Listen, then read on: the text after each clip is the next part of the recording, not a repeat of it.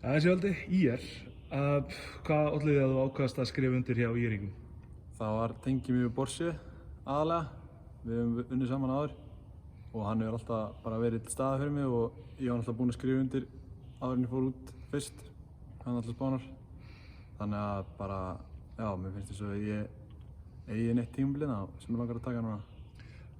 Tvö ár búin út á Spáni, og samningunum var bara að renna út, var það ekki? Jú. Vissur alltaf að fara í ÍR, þú veist, var það einhver spurning með einhver önnur leið?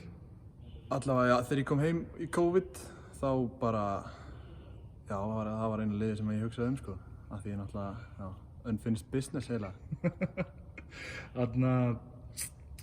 Úr spænska boltanum, ACB og EPA, yfir í dómarastildina. Hvað sérðu fyrir að svona stærsta breytingin verði? Það var bara að hækka levelið. Ég var mest náttúrulega að spila með EPA-liðinu og þú veist, já, þannig að það náttúrulega myndi hækka level á leikjunum. En aftur á móti æfingarnar með ACB-liðinu, það verður ekki alveg kannski eins hátt level á þeim. En ég meina, ég vil fá þessa leikinn, þessa góðu leiki. Skil það. Hvernig sérðu eiginlega fyrir þér bara ÍR liða á næsta tímabili? Svona, hvernig spáir þið fyrir með liðið? Ég held við getum verið meistarar. Við þurfum bara nokkuð púsl og bara slípa leikinn okkar saman. Þá held ég að við séum bara í góðum málum undir leiðsögn. Hvað, bara deildameistarar og allt? Ég held bara við munum allavega að enda sem meistarar. En hvað þá bara með deildina, svona ég ljósi bara, veist, COVID og allt sem búin að gerast á undan. Hvernig heldur að deildin verður hérna bara næsta ári?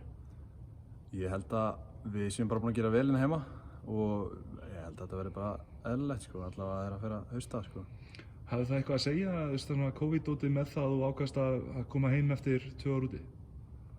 Sko, mér langaði að koma heim eftir þetta tímabil og taka allavega 1 vetur á Íslandi en þú veist, þetta eitt alveg undir svona að ég myndi gera það.